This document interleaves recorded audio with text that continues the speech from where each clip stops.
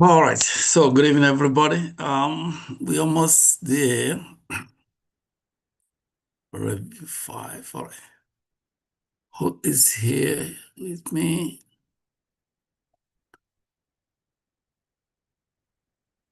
All right. So welcome everybody.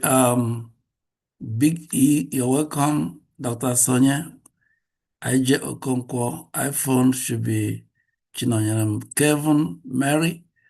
So you guys are welcome. I hope everybody's hearing me. Good evening, all. Yeah, you're welcome. Thank you, sir. All right. So we are 7 of us here. So we're gonna start from where we stopped in the morning. Who are not here yet in the morning? I wasn't there. I went to work. Right, Dr. Sonia wasn't there. Who again? I was there. Those who are not here in the morning. There's only one person now. Any other person that was not here in the morning? Oh, All right. really? Everybody was here? All right, everyone was here. That's good. So, Dr. Sonia, we finished up chapter 4 and we started chapter 5. Oh, really? Yes. We I missed that. finished up chapter 4. So what we did in chapter 4 wasn't, almost we finished it the last night before we finish up the remaining one. The only thing that we answered the question is about 22 questions. So we asked, yeah. So Where's that? but what you do is to, if you have Excel solution after what we are doing is an Excel solution. I hope most of us here have Excel solution. So we are taking our study from Excel solution. It's a wonderful, very good exam that preparation for those who are doing exam on life and health insurance. They are very wonderful. They are good. So anybody can get it. So what you do, you can go to chapter 4 on Dr. Sonia, check on it. If there's anything you think that is not, you couldn't understand, then we can explain it. Okay. Is that okay? Okay. Just, if anything you find out there you could not understand, if you come home like this, you just tell us so we can talk about it. Talk about it before we go ahead. Yeah. All right. So let's start this chapter 5. We already did the introduction on it, but for your sake, we're gonna start from beginning. However, everybody remember that we have Champion Bowl coming up February 5th to February 7th. Royal Star is providing hotel accommodation for anybody who will come. However, the only way we can book your room is you show interest that you're coming by, at least buy your tickets. Let me see your ticket so that we can get a room for a hotel accommodation for you for the days you're going to be here. At least we are trying to finalize that this week. Today is Tuesday. So we are trying to finalize that this week. All right. So let's go ahead. This chapter is as serious as every other thing. Believe me, most of the questions come from it. This particular chapter 5, because here you see talk about life insurance. What exactly is life insurance? One, in this bag of chapter 5, you see what we call policy provisions. Options and riders all are jam-packed in this particular chapter. There will be no life insurance policies without provisions. There will be no life insurance policy without options. And for you to beautify life insurance, you must have riders. Just like if you see a lady or a woman who dressed up without their normal makeup, it's like that person is not very analytical. As beautiful. But when they put their makeup, they'll be so wonderful. Even sometimes, we are on the move. Yeah, sometimes you may not even recognize them. So that is riders for you. Riders is that makeup that a woman can put. Riders is the makeup you can put in a life insurance. It becomes so good. Life insurance be so admirable. In fact, everybody who sees it will say, "Oh, this is so good." Without the riders, you cannot see that beauty in policies. However, for you to make it good, you have to spend money on it. All the women will tell you how much they spend on Makeup. makeup. Honestly, that was 2 months ago. I was just going out. My wife say, take this bottle. When you go, get it for me. I didn't know that this thing is expensive. Oh. So when I get in there, I went to Dillard. I was coming back. I just stopped at Dillard. I carried the things she gave me to buy. Oh boy, 120, 150, 200, 300. Mhm. Oh my God. I said, so this thing is so expensive like this? Mhm. So that is riders for you. Riders beautify policies.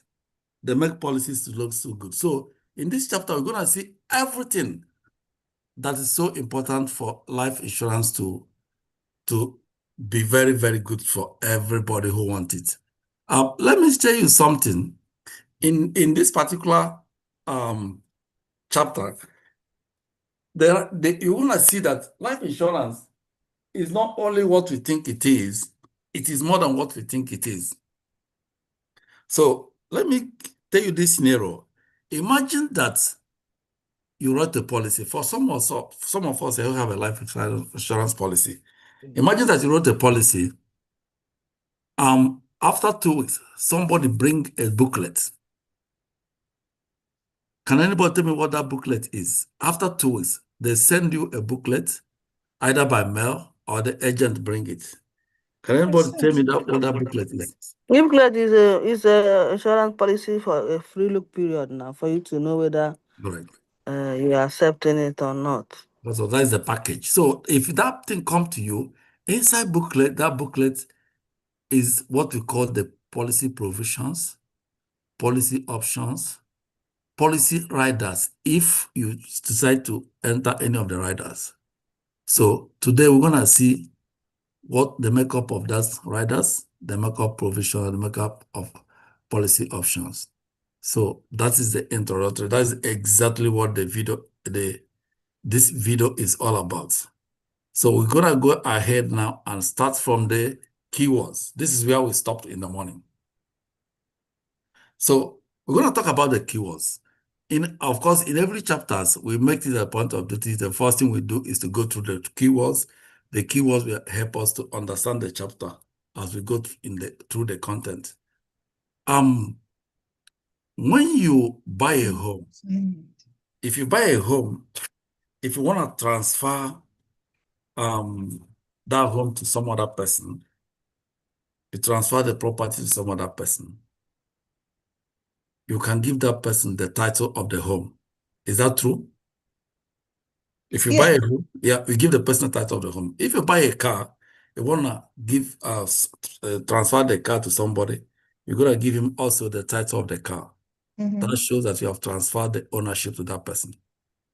Now, if you buy a policy, you decide to transfer ownership of policy to somebody, you call it assignments.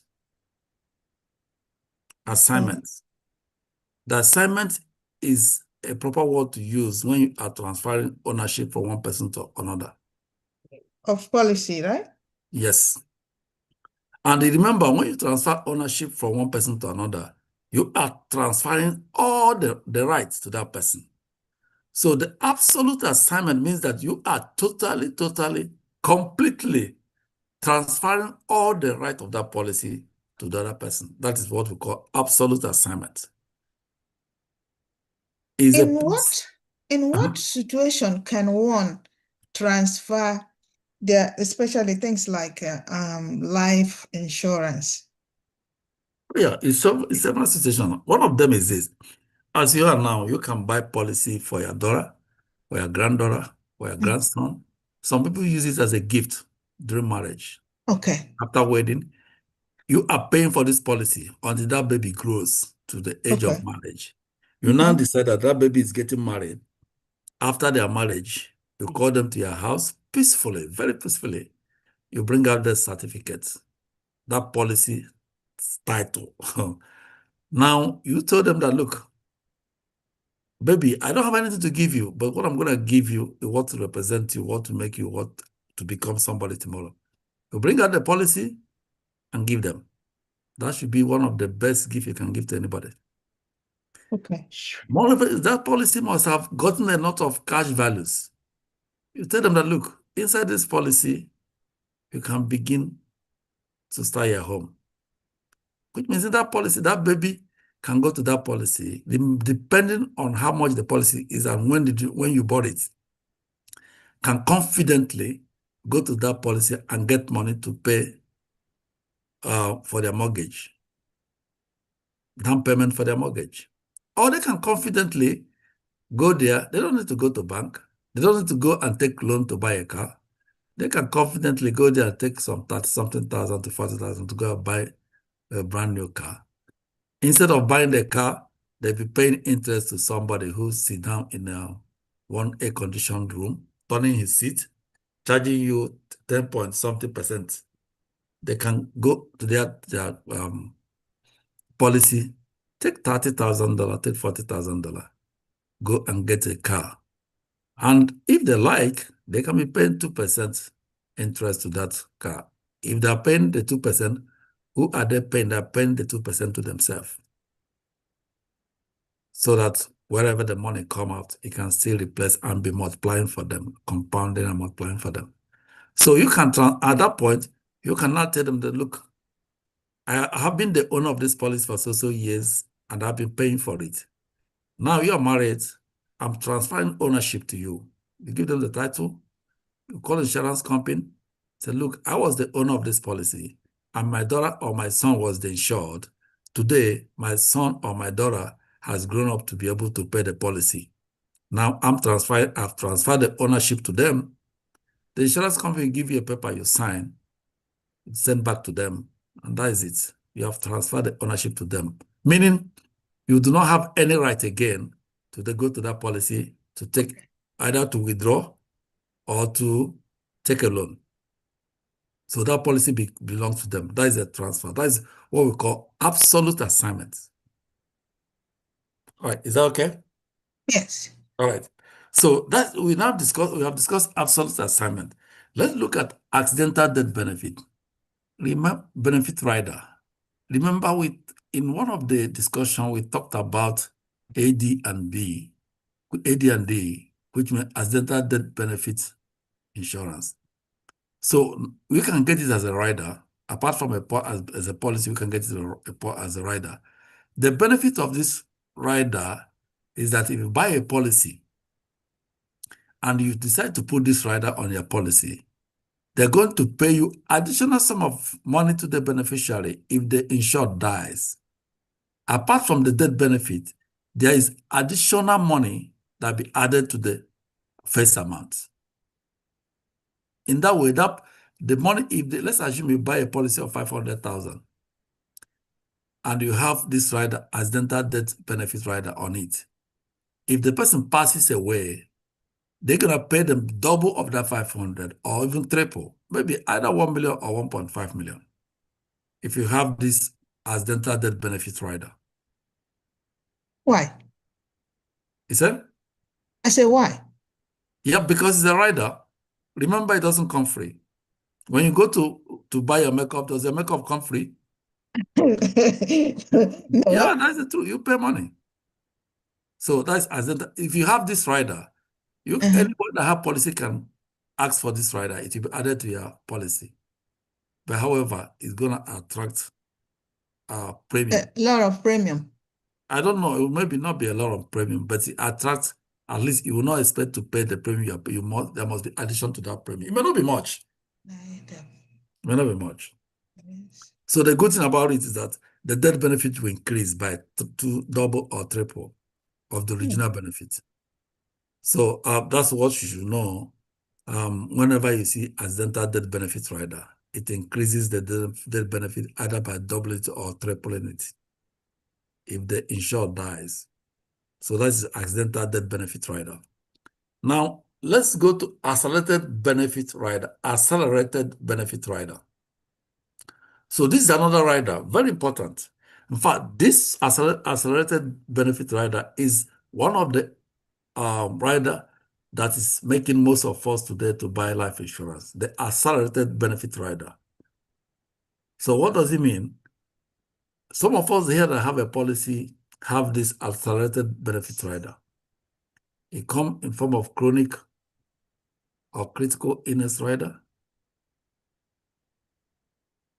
It comes in form of a long-term care rider. So most of the policies they automatically have two riders. They approve, I think, two riders or two riders. Yeah, they always give you two riders. Either they give you chronic and critical, or chronic and terminal. They cannot give you chronic and long-term care. So you may take critical, long-term care, and terminal. So sometimes they give three, depending on the policy and the amount of the policy, they give you two riders. Those ones are automatically added to your policy. And what do those riders do? The benefit of those riders is this. If you are as good health as you are before the policy was written, if you're on the middle of the way diagnosed with any illness that have not been there before the policy was written, the insurance company will give you at least up to 90% of the benefit amount, that benefit amount, so that you can care for yourself while you are still alive. Question, sir. Good. Go ahead. Sir. Mm-hmm. So my question is, okay, so I wrote my policy today, mm-hmm. and then not me, somebody wrote their policy today. Yeah, go ahead. And then in 2 months, there was a chronic disease. Would they still pay the person, or are they gonna look? You know that 2 years period, contestable. Go ahead. Can they disqualify the person because the person got sick? No. Okay. Remember, if you write policies today, you submit policy today, tomorrow, let's assume the person passed. If the investigators see that the person passing is not connected with any previous illness that they did not see, let's assume the person died of accident. Definitely, they will pay death benefits. Because remember, in the contract, that is their consideration. Their consideration is what? They promise to pay benefits when the loss occurs. So now the loss has occurred. For the fact you have entered into they have agreed to enter into the contract with you. You made an offer, they accept, and give you a counter offer, you accept. Contract established. They will pay. Now, even if it's chronic disease. Hold on. Now, let's assume we have talked about death. Let's assume that after 1 week or after 2 days, they have approved your policy and they did all the investigation. Nothing, you are good before the policy was approved normally. Now, after 2 days, probably that person begin to receive pain on the head or pain anywhere. Rush to the hospital. They found out that the doctor diagnosed that person maybe something like cancer or any of the critical or terminal illness.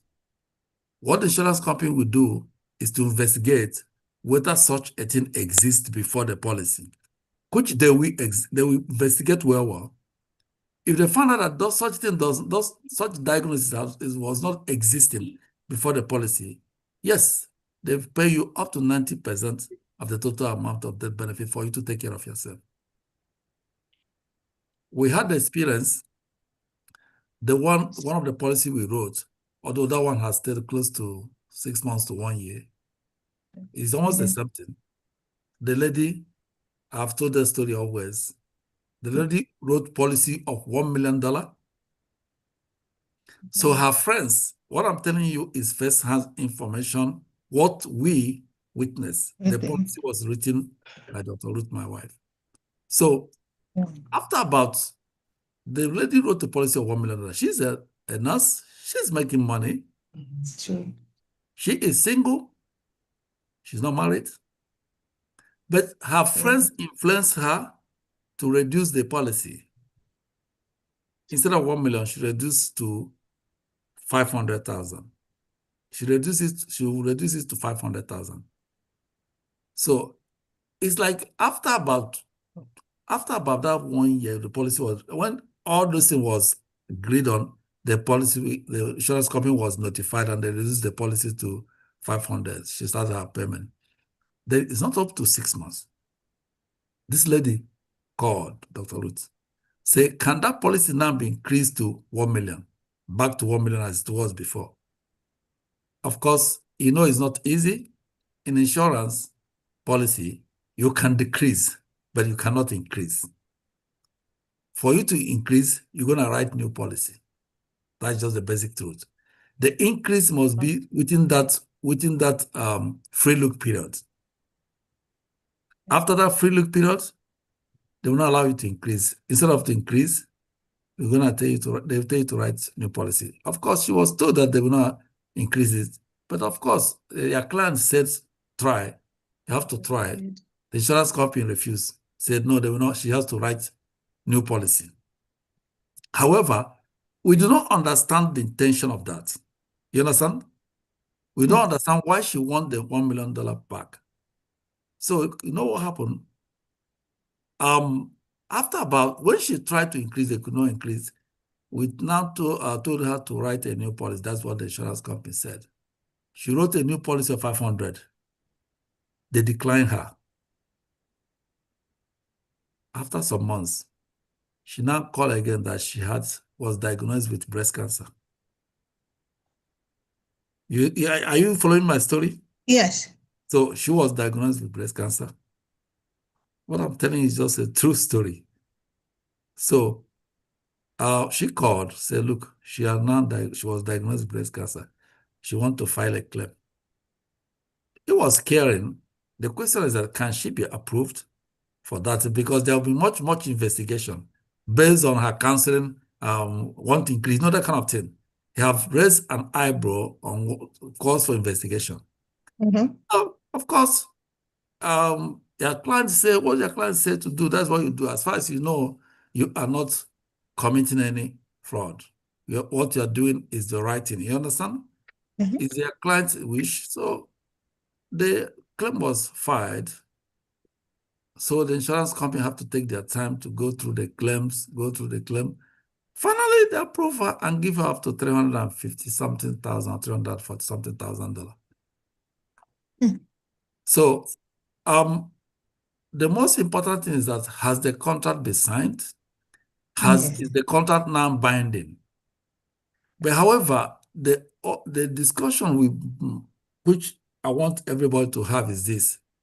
Do it now, don't wait tomorrow. In the sense, you have to put your application now. Don't wait for tomorrow because nobody knows what's happening the next day. So, to answer your question, of course, they will. Remember, we said life insurance contract is an electric contract. Remember what that word, electric, which is contract of unequal value. Sometimes you lose. Sometimes the insurance company lost. Sometimes they win. Sometimes you win. So that's why it's called electric contract, which means contract of unequal value. All right, imagine somebody who wrote a policy today. After 2 days, the person paid only one premium. After 2 or 3 days, the person had an accident and died. And that benefit of close to 1.something million was paid to that person. Imagine what it is. So is that not contract of unequal value? That's what it is. So insurance contract is an electric contract. Electric. I don't know whether I pronounce it good. It's an electric contract. So that's what it is. So you have to know that it's only one thing you may see in exam. All right. So to answer your question, of course, yes. All right. So let's go back. Let's go back to our accelerated death benefit. Benefit rider. That's where this thing come off from. So this rider was allowed the insured to receive a portion of the death benefit before death if the insured has a terminal illness and is expected to die within 1 to 2 years. Regardless of the amount of that withdrawal, an accelerated death benefit, it will decrease the death benefit when death occurs. Of course, if they give you that money and finally the person passes, the remaining one remaining of the benefit will go to the beneficiary. So you see, that's what the reason why we say this insurance policy we are seeing today is something you can benefit while you are still alive. But let me tell you this. That lady I give you a story of, did she die? No. Did she come up and still doing her job? Of course. She treated herself, and today she's still working as a nurse. She did a mastectomy, and most of the ladies you see today, some of them has decided to do mastectomy because of they have risk to breast cancer. Of course, if breast cancer is in somebody's lineage, I think the best thing to do is to remove the tissue. It's a tissue. The breast is a tissue. Sorry, I'm using the word. No, that's what it is. So it's a tissue. So most time some people in the family, their mom has died, their sisters has died. The best thing they can do is to go and remove the tissue, and they'll still be living their life. That's right. Nothing will happen to them, they'll be still living their life. That's what it is. So that lady, is he doing her job today? Yes, she's working, doing her job and living her full life. She was able to treat herself and did the mastectomy, pay cash. And you know, when you go to hospital and pay cash, the money there is pay cash. The doctors will be running around to make sure they take care of you. Seriously. They will take care. In fact, they will pay more attention to you. So that's why most time I would say sickness thrives in poverty. Sickness thrives in poverty. When somebody is poor in the hospital, that's when you know that sickness has part two. But when you are rich, you get services that you cannot even call for. Yes. You have paid for what you know is that let them do what they can do. Doctors will pay special attention to you. But believe you me, if you go to community hospitals, you don't have insurance that they can get their money from. They want to discharge you, you go home. Yes. That is the truth. So, if apart from terminal illness, chronic critical illness is still it's one of the things they consider. So yes, it happens, and it happens always. Most times the people survive. Not everybody that have terminal illness dies. That is the basic truth. Some have terminal illness, recovered, and still live the full life they want to live, and die when God wants them to die. Yes. That is the truth. Not everybody that have cancer dies. That is the basic truth. Yeah, and that's what they're saying the other day. Cancer is no longer a terminal illness. It's now a chronic disease. Not everybody dies. They treat you, you still come out and still strong doing what we are doing. You go into remission, 1 to 3 years, 4 years. No symptom notice, not traces of any cancer cells in you. You are free. So is that not terminal illness? You have taken your money, you have treated yourself. The lady paid off her home and get a new car and still have some change in the bank, which she put in the annuity. Come on. So it happens, my dear. It happens. Yeah, it happens. It's something that is very necessary that all of us should have, particularly us that are immigrants. That's the only way to avoid going. I know most of the immigrants don't want to hear nursing home. Yeah. Most of the immigrants, I'm telling you the truth, because it's not in us. It's not in us. It's not in our culture. Most of us don't want to hear it. Yeah, most of us don't want to hear nursing home. No. It's just of recent that most people the immigrants have started going there. Before, nursing homes are meant for the people who were born here. That's because we didn't prepare. But for now, we are trying to let people know that we can still avoid it and live our full life. Some of the people who are indigenous here, some of them don't go to nursing home. They'll be in their home until when they pass. That is the truth. So when somebody will say, "Oh, we took our mom to nursing home or to this, because nobody's around to take care of her," because they don't have money. Because if mom or dad has this kind of policy, then the money is there. They want to take them to home. They bring somebody to be taking care of the mom or the dad at home. I think that is when death is very, very honorable. All right, so my brothers, yes, they will. So let's go to automatic premium loan provisions. Automatic premium loan provisions. Remember, this policy you're going to get for people who have gotten it and people who are about to get it. In the policy, there's what we call automatic premium loan provisions. If you are paying, you are paid for some. Let's assume you are paid you pay your premium close to 2 years or even 1 year, and you get stranded. You get cash strapped. You know, it can happen to anybody at any time. Cash strapped. You don't have money. Because this is a policy that has cash value. What happened? Your policy will not terminate. You didn't pay 1 month, the automatic premium loan provision will trigger on immediately. They will take from your cash value to pay your premium until when the money in the cash value finishes. What happened? Their policy will terminate. So some people who have paid for 5, 10 years, 20 years, 30 years, who could not be able to pay no more, their policy is still alive.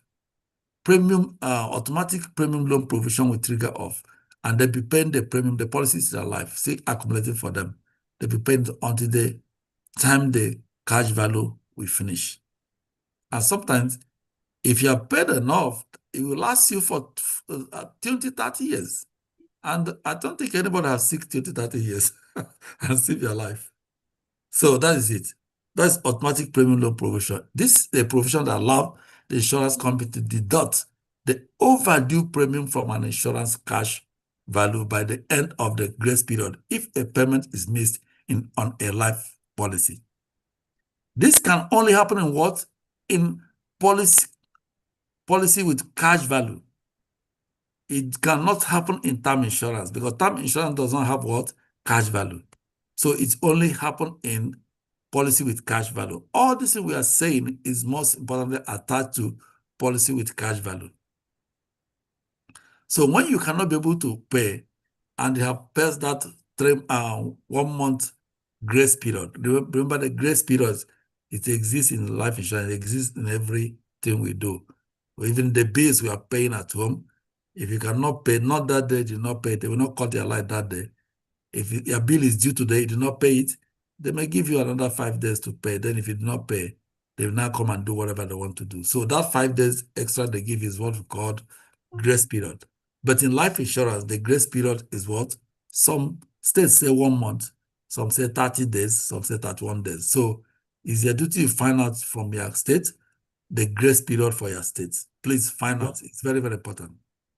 So all this, whenever I say find out, please write it down, what I said for you to find out in your state. Because when you are going to write the exam, the state part of the exam, which is about 35 questions, that's where you see all these things I'm saying. And your state grace period may, like for instance, I live in Texas.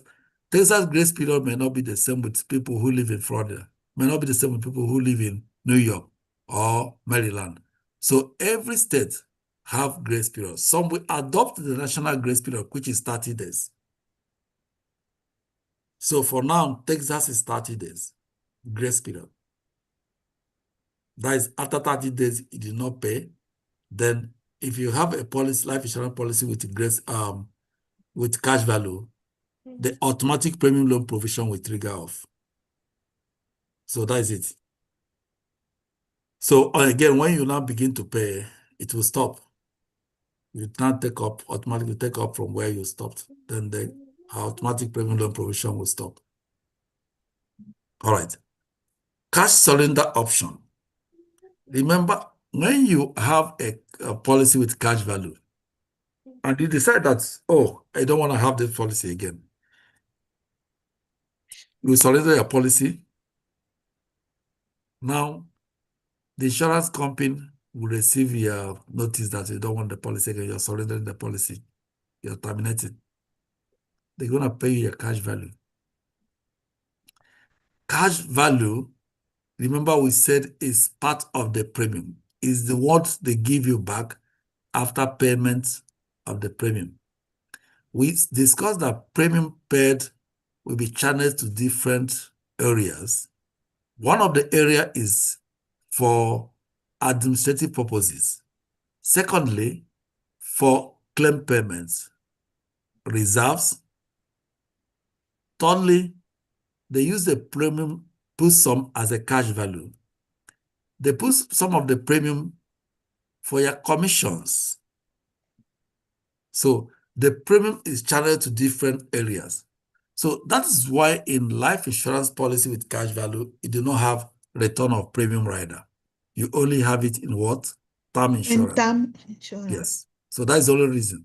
Yes. Now, because there is no cash value in term, the premium can be return to you as you paid it, but however, they will remove their charges, administrative charges. They will remove it from the premium. So whatever remains is what they will give you back. However, they will not give it to you except you put the rider on your contracts in term. So you cannot get automatic, it does not like automatic return of premium rider in term. No, you have to ask for it. If you don't put it on your policy, you're not going to get anything if that policy terminates. So it's your duty to find out if you have term life policy, it's your duty to find out whether you have return of premium rider. If you don't have return of premium rider and the policy is still within the time to do anything, you can do it. But what is that time? What's the time you can do any addition or subtraction in your policy? Is that within the look back period? Free look period. A free look? Free look period. That's the only period they can do anything. After the free look period, the contract is binding. You can no longer add anything or remove.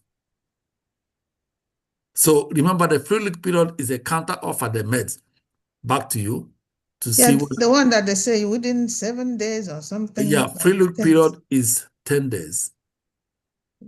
10 days if they bring the booklet to you by hand, and 31 days if the booklets come through mail.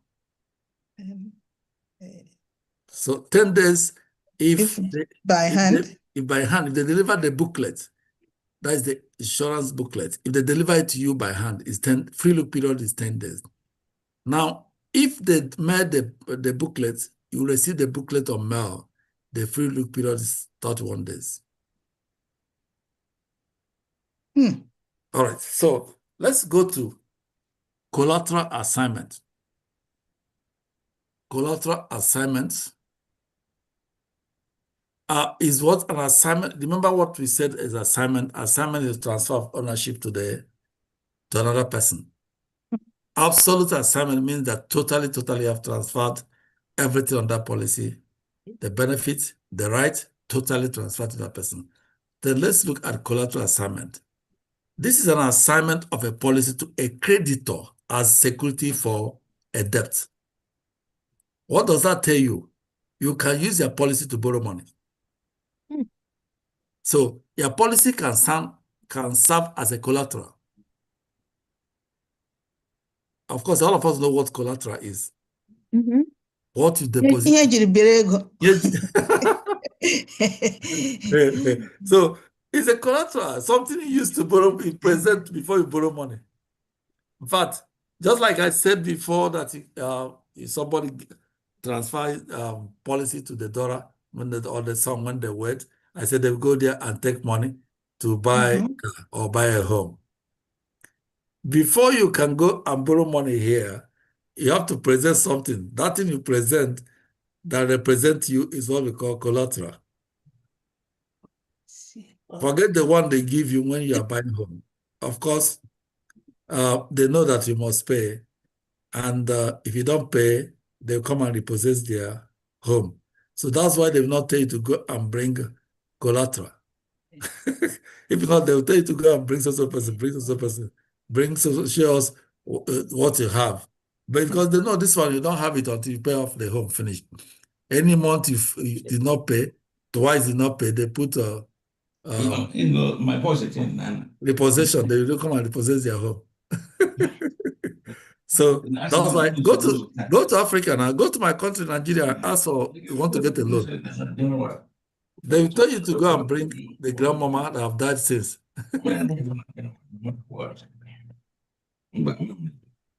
the grandmother have died since and the grandpa is no longer alive. They tell you to go and bring them for you to get a loan. In most of the African countries. Unlike here, they know definitely that home does not belong to you. That's why they can give you home money to go and buy that home. The lender will come in to buy for you to buy the home.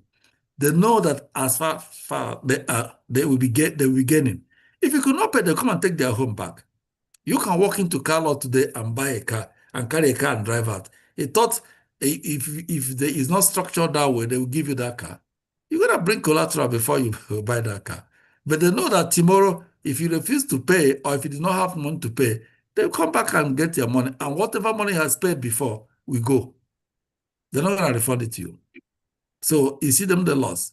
So like home, what they do is that they come to your home, maybe home you have paid up to 10 years, you could not pay because of difficulty, because of debt. You know, one of the things that can make people stop paying their mortgages normally is debt. Either the husband is no longer around or the wife is no longer around. Things become so difficult for the family. To cough up 2,000, 3,000, 4,000 to pay mortgage becomes a big problem. So in that case, the house will be repossessed. And one thing insurance company will do when they repossess the lenders will repossess the home. Maybe normally it will be bank, they repossess the home. They will sell the home to get back any amount that remaining. They're not going to sell the home based on market price. No. If you have paid, maybe you have bought a home of 500,000, you paid 300,000, and 200,000 you could not pay, and things become difficult, you could not pay. They will repossess that home. They will sell that home exactly the amount that remains. That's what they do. Some of them, if they're too much like you, they may sell that home at market price, but not something they know what. Maybe if the home that remain, maybe 200,000, they may come and bid the home. Maybe somebody said 300,000, 350,000, but maybe, they will just sell the home. And if you look at the market price of that home may be around 700,000. Anything you price, you just sell it. If they sell it, they will take the balance and return the remaining to the owner, that person that bought the house initially, because that one is his own equity. So that's what happened. And that's why when you want to buy a home that is not new, you can go to repossessed home. It's cheap. In fact, you get it cheap. It's very cheap. But however, you have to have getting approval from the lender. If you Go where? Sorry, you said you should go where? You should buy homes. If you buy homes that are repossessed, home that the lenders have taken back. Mm-hmm. So it's always cheap. If you want to buy it. Yeah. Okay. It's always very cheap. But how will you even know? Did I announce it? Or they put it on No, you gotta tell your realtor now to look for that. search? Okay. I've gotten it for almost 3 people since I'm practicing as a realtor. It's cheap. If that kind of home, if you buy it, in fact, some people will enter there, will be taking work. In fact, our first home was that. Our first home we live was that. It's a home worth close to 500 something thousand. We get it 200 something thousand. And it's not up to 5 years. So if you have a good realtor, he will do that for you. You can search for such homes. Some you don't need to allow the home to go to bidding where people will bid it. It'll be expensive. So in that case, you must have been approved by your lender. You just come in and, oh, I'm digressing. Come on. All right. Let's talk about where we are. We are talking about life insurance, sorry. So collateral is what you pay in to get what you want, more especially a debtor, a creditor. If you are a creditor, a creditor uses a security for a debt. The debtor will bring a collateral for a creditor to give him or her what he wants. So collateral assignment, you can use your policy as a collateral assignment, please. You can use it to borrow money. You can use it it's a words. It's your words. You calculate your policy as part of your words. Of course. So a creditor is entitled to be reimbursed out of policy proceeds for the amount owned. Any proceeds above the amount due at the insured time of death will be paid to the beneficiary designated by the policy owner. So that's it. So consideration clause. Consideration clause. This one is another thing that everybody should know. In the life insurance exam, you must in one way or the other say it. There's a scenario I normally say, but I will not say it until we enter the contract. Enter the content. A consideration clause is normally in two ways. We have two people who are into the contract. Please listen well right now if you can. We have two people that enter into a contract. You, the policy owner, and the insurance company. Remember, normally, in every contract, if I'm having, let's assume myself and Dr. Sonia, we have business together. Myself and Dr. Sonia, we have business together. We are trying to open up. And Dr. Sonia will not tell me that she's not sure of me, and I'm not sure of her. But we know that two of us must enter to that business. The best thing we do is to enter into a contract. Is that true? Yes. The best thing we do is to enter into a contract. Yes. And in that contract, me and Dr. Sonia will sit down, we write what the contract terms are. Or sometimes we can bring our lawyer, our attorneys. She brings her attorney, I bring my attorney. Or sometimes we can just tell the two attorneys to go and harness and put together the contract terms. The two attorneys will sit together and put the contract terms. They will now bring to us to come and read to us for us to understand. Which means in the contract, Dr. Asonye is part of the contract writing, and I am part of the contract writing. That is what we made the contract binding to two of us. Two of us are part of it. In insurance contract, it's not always like that. In insurance contract, one person out of the two writes the contract. And who is the person? The insurance company. The insurance company? Yeah, they write the contract, not you. You're not part of the contract writing. So when they write the contract, they determine what's inside, the provisions, the clauses on the contract. However, we have 23 provisions in life insurance. 23. Out of that 23 provisions, 12 of those provisions benefit the insured, which is you. And 11 of it benefits the insurance company. So 12 of the provisions benefit the insured, you, and 11 of it benefit the insurance company. Then we still have to call clauses. What put the contract together. Now, two of us write the contract, agreed on what we do, begin to follow it. But the insurance company, only the insurance company write the contract. So because the insurance company wrote the contract, they don't care of you.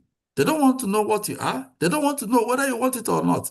They say, if you like, take. If you don't like, don't take. And they are not forcing you to come and be part of the contract. No.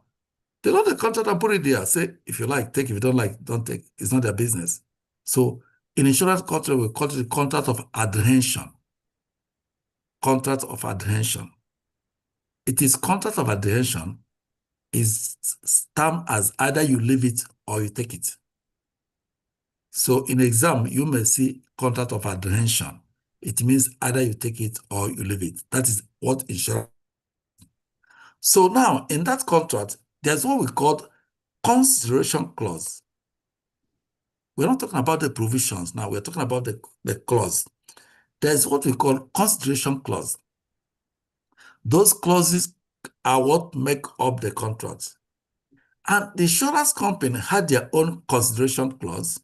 Unlike when me and Dr. Asonye is doing the contract, she has her own clause of the contract, and I have my own.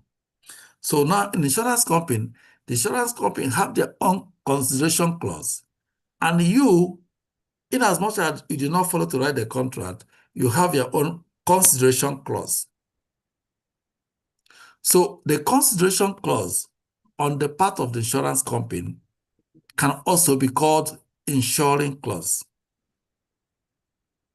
Insuring clause. So that consideration clause in part of the insurance company is the promise to pay benefits.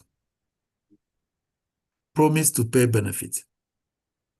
So in insurance company, insurance country, they have two consideration clause.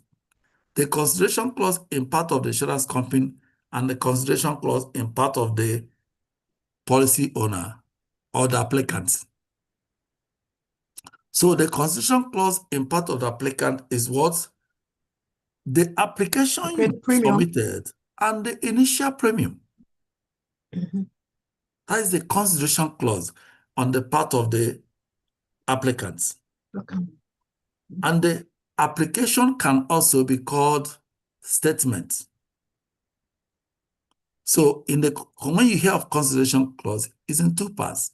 One, consideration clause in part of the insurance company, which is the promise to pay benefit or the insuring clause, and the consideration clause in part of the applicant is what? The application or the statement you submitted and the initial premium. So that's the consideration clause.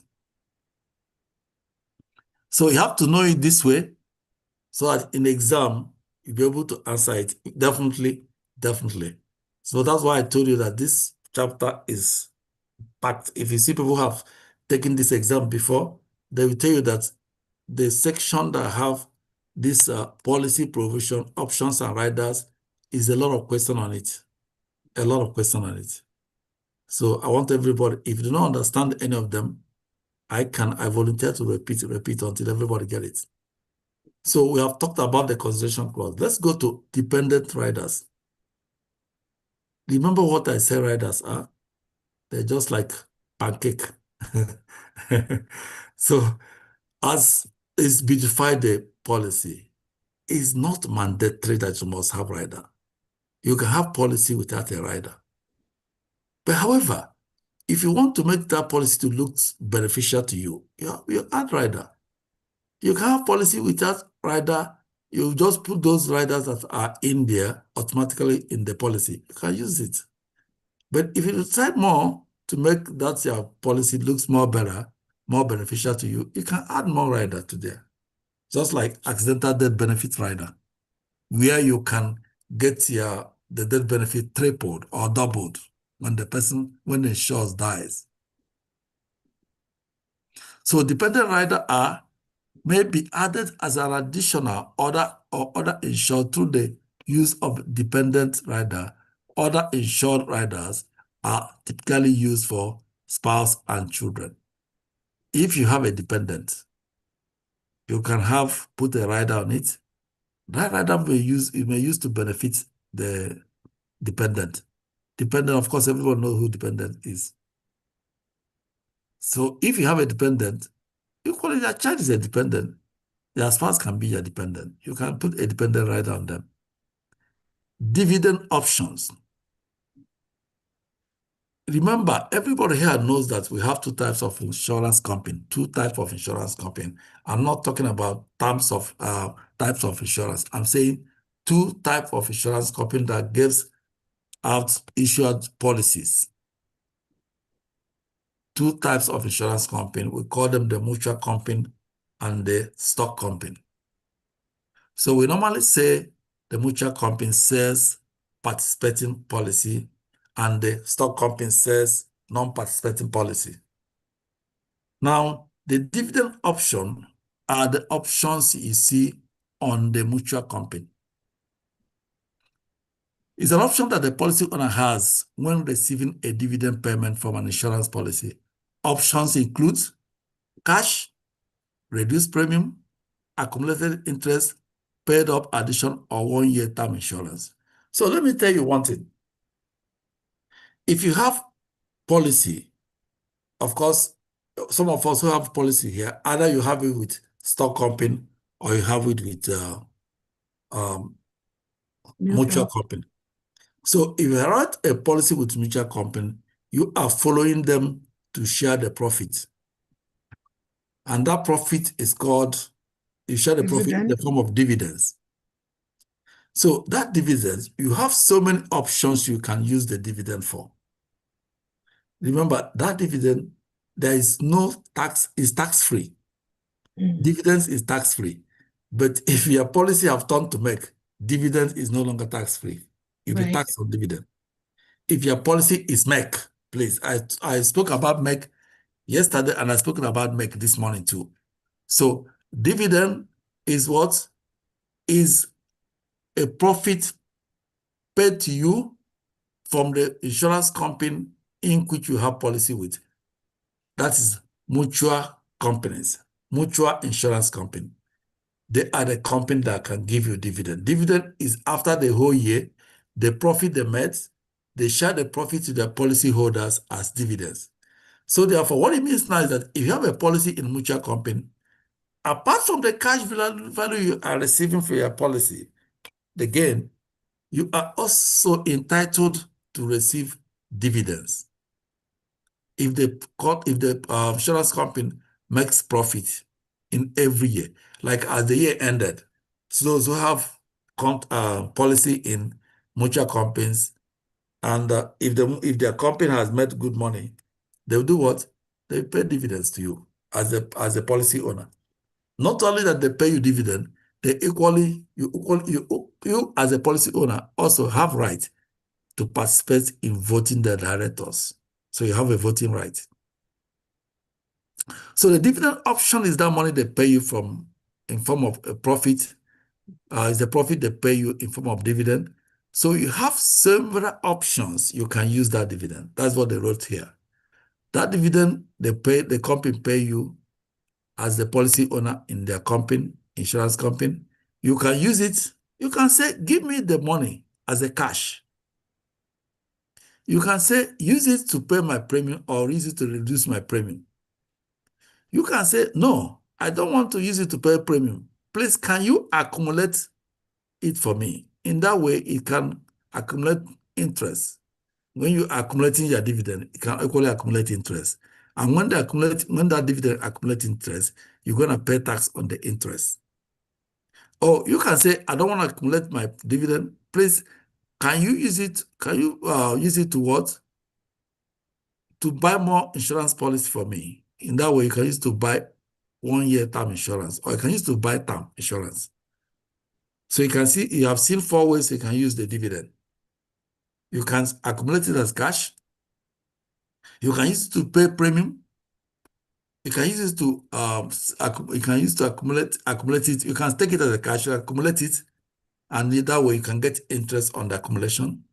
You can use it to pay up additions, which means use it to pay more policy. Or again, you can use it to buy what? More insurance term. In that way, they're going to give you term life insurance. So that's the way you can use the dividend. That's what we call dividend option. Now, the entire contract provisions. What is the entire contract provisions?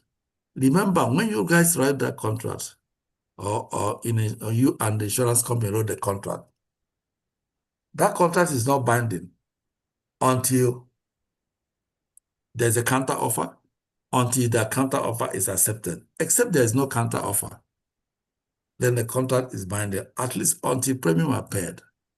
If there's no counter offer, then the contract will become binding.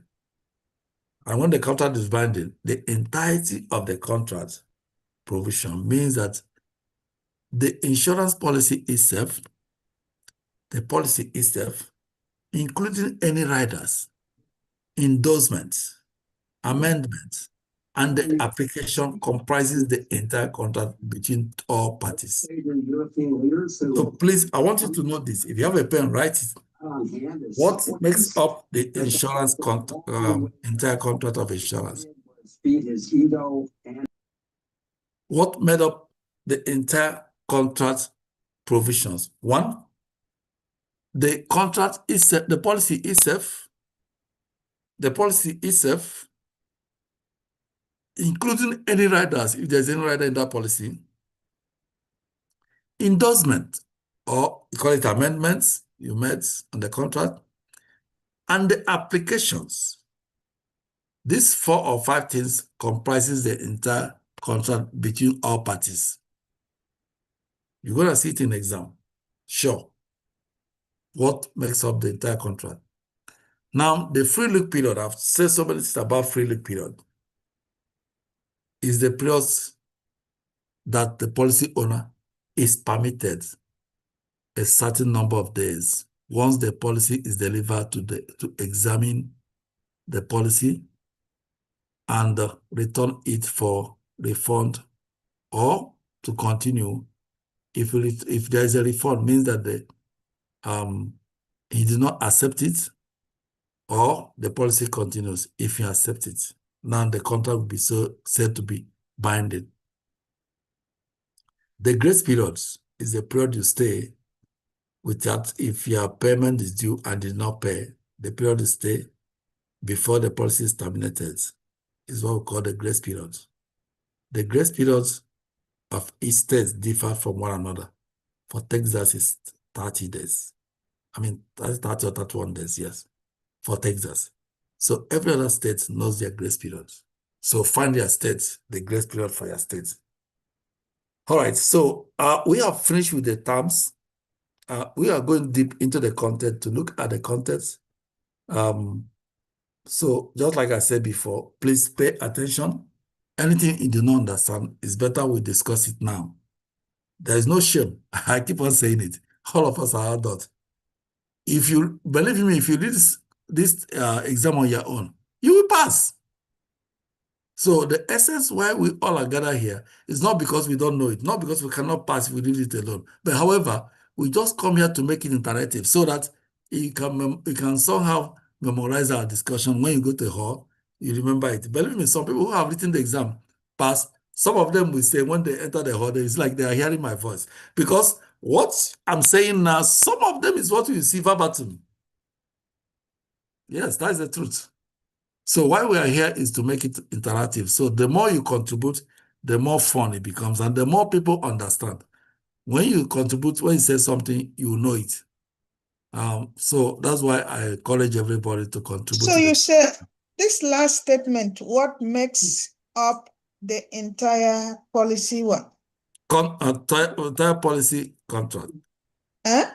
Entire policy provision. What makes up the entire contract? What makes up the entire contract? Is a provision. What makes up the entire contract? If you don't want to put provision, they are good, but what makes up entire provision, or what makes up an entire, entire contract means everything about that contract. What makes it, if you bring those things together, it becomes the contract. And what they are the policy itself, including any riders you put in that policy, including any endorsement or amendment. Endorsement is amendment. And what's the application? These are the things you gather together to make up the entire contract between the two parties. So sometimes question may come in terms of trying to define. Sometimes question may come in terms of trying to say what makes up the contract to the applicant, or make up the contract to the insurance company. What makes up the contract to the insurance company is only the promise to pay benefits. That is their insuring clause or the consideration clause. That's the only thing the insurance company brings to the table. Nothing more than that. The only thing the insurance company brings to the table to the contract is that promise. It's a very honorable, sincere promise to pay the benefit. And because of that promise, that is the reason why you are paying the premium to them. So imagine somebody voice out promise and you are paying premium. And remember, that premium is that promise to pay benefit is conditional. That is one of the ways you can see conditional. They say, put up the statement is conditional. The promise to pay benefit is conditional. Why is it conditional? Upon the loss occurring. If the loss do not occur, there will be no benefit payments. So the loss must occur. All right. So Let's look at the general provision, the general policy provision. Just give me a second. Let me get something. Give me a second, please. Let me go and get.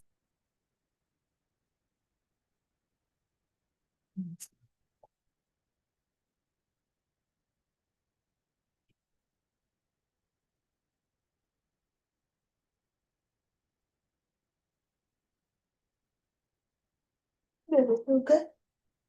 Huh? Okay, nanti. Huh? Nanti. So then okay, where we yeah, okay. Yeah.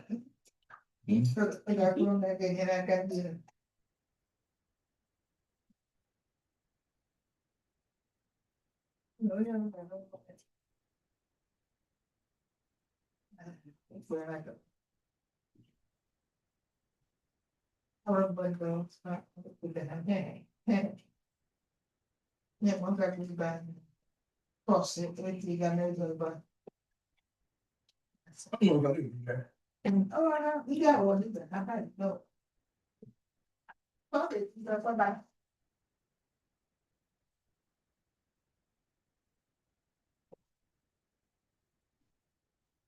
131.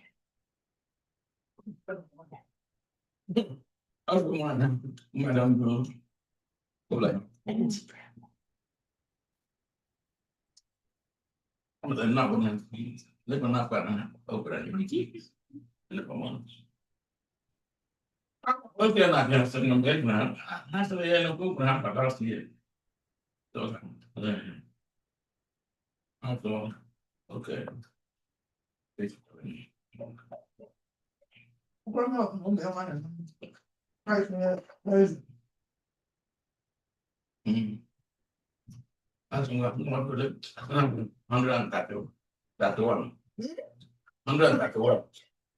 Ya sudah mau cek bom apa nanti. Itu ada poten tak sampai 100. Dia mau dua about 100 tak. Tak itu. Saya kembali ya. Aku want ya aku mau.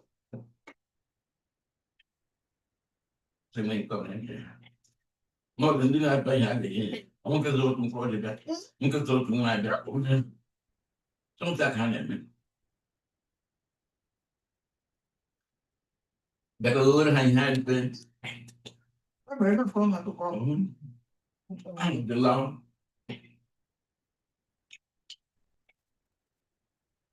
Goodness. Oh, okay, no. Uma dana branca. Agora no bloco. Gama. A pronto. Unando. Vamos ver. Aku tak fechado. Grandmother. I'm going to go. All right. So sorry, please. I'm sorry. Just step out. I'm sorry. I'm back. All right. So we're gonna go through the. There's someone making noise in the background, sir. Please mute them. Yeah, I'm gonna mute the person now. All right. So let's look at general policy provisions. Remember what we said on the when somebody, after writing the policy, somebody comes with a booklet, a package. We say in that package there's a provision, in that package there's a clauses, in that package there's riders. So these three things is what we are trying to study now. So we have finished up the terminologies. We're now going into the provisions. The three packages, the provision, the clauses, and what? The riders. So we are starting with the provisions. So most states, some states require some set of provision to be included in a life insurance contract. Actually, I've said it that in a life insurance contract, sometimes health insurance contract and life insurance contract looks similar. So we have how many provisions? We have almost 23 provisions. In that 23 provisions, you are benefited by 12 of them. and the insurance company benefited by 11. That's why in some of the policies, you see that you are being sided, and some of them is in the favor of the insurance company. But all in all, the contract is balanced. So because the contract is balanced, and because the insurance company wrote that contract, most times they don't want to go to the court with you. They avoid going to court. The interpretation of what the terms in the contract is only them that knows. Whatever they write is what you're following. So if they go to court, the judge now interpret the terms in the contract to mean some other thing different. What happened? The insurance company will pay. So based on that, if there's any ambiguities in that contract, it will be in the favor of the applicant. Because the insurance company wrote, the judge will judge against the insurance company. If there's any ambiguity in the contract that the insurance company, the judge could not be able to interpret, the insurance company itself could not even be able to get it clearer to the judge, the applicant will win the case. So insurance company don't want to go to court with you. They don't want. If you notice that, even on auto insurance, if you tell them that you go to court, they're gonna call you to settle out of court. They don't want to go, because if they go, there may be ambiguities in the contract, and the case will be against them. And when such a thing occurs, they're gonna pay your own lawyer. They're gonna pay all the charge fees, and plus paying you the main thing that caused them to go to court with you. So they're gonna pay almost three sets of fees.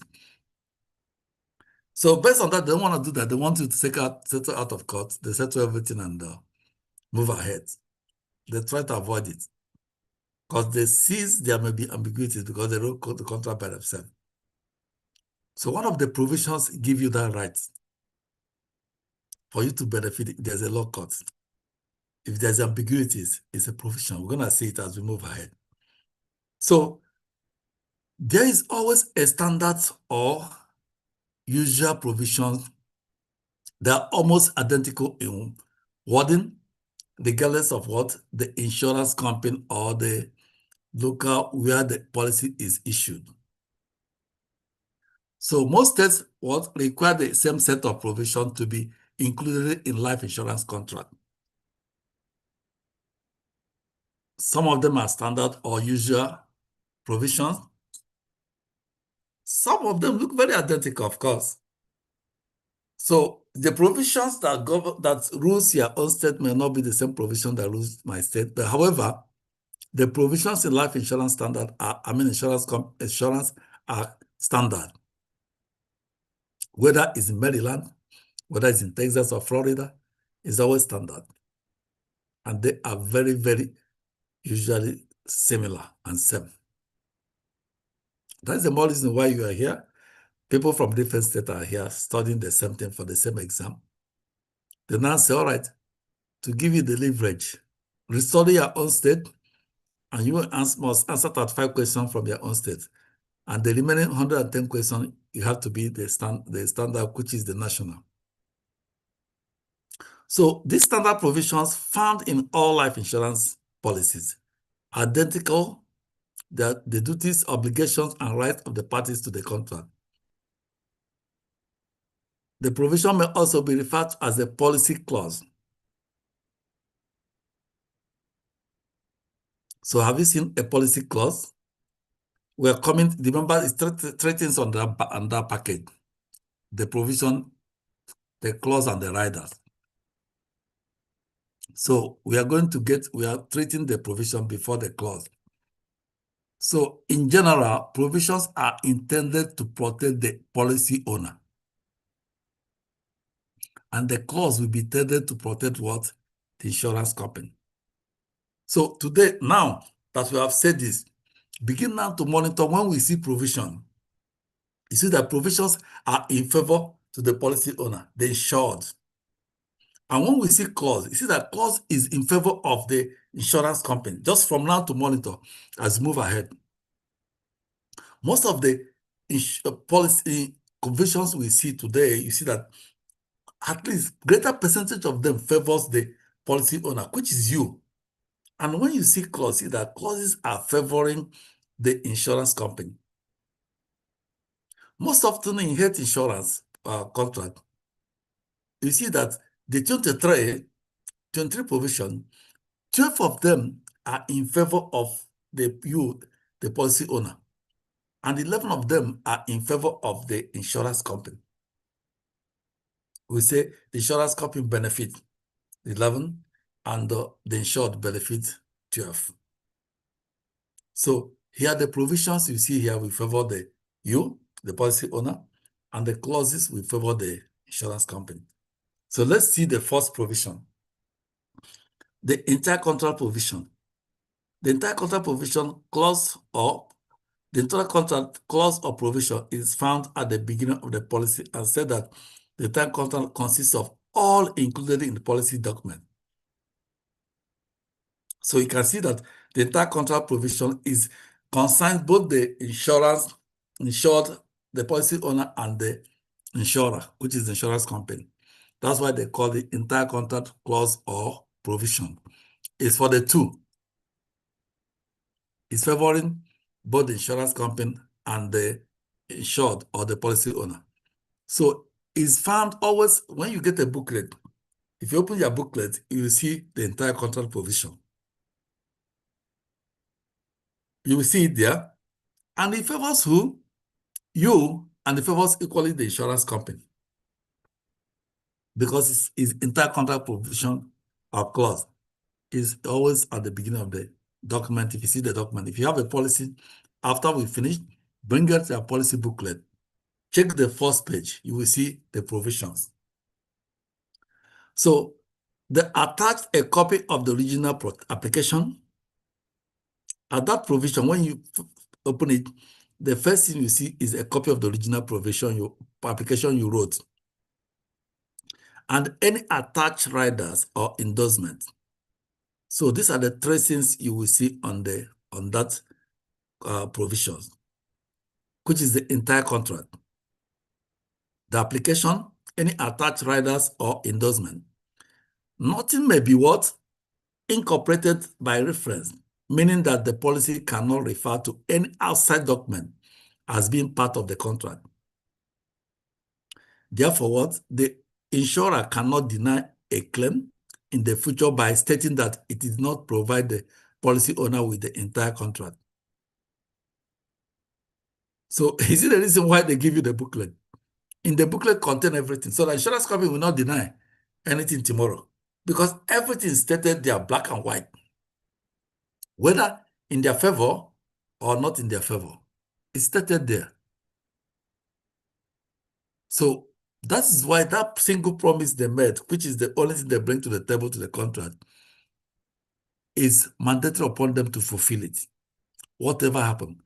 And that's what the reason why if you buy a contract, you enter the contract today, tomorrow you have a loss, they must pay you because it's mandatory upon them to fulfill that promise. That's the only single thing they bring to the table. You go ahead and pay the premium. You go ahead and do your application. They only bring that promise to pay benefits. So they are mandated by law and by force, by anyhow, to fulfill that promise they made.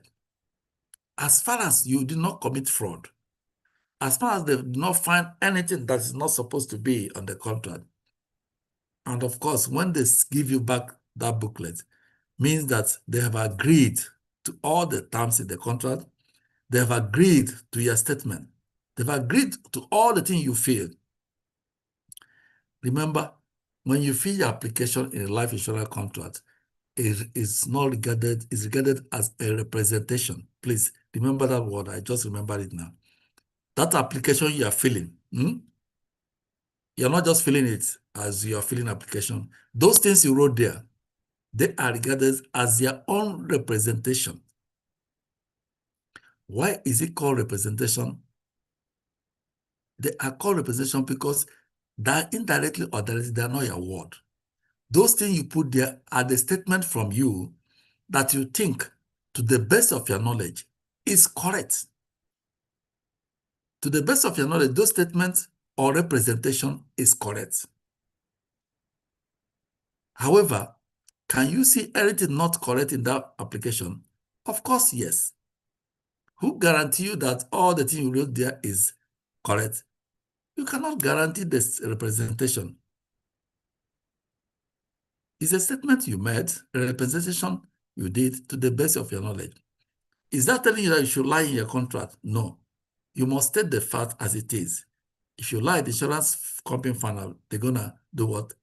They have the power to terminate the contract as far as it is within the 2 years. But however, you are encouraged to state the fact as it is when you're writing an application. Do not lie. Do not allow your agent to do anything that will result to termination of their contract.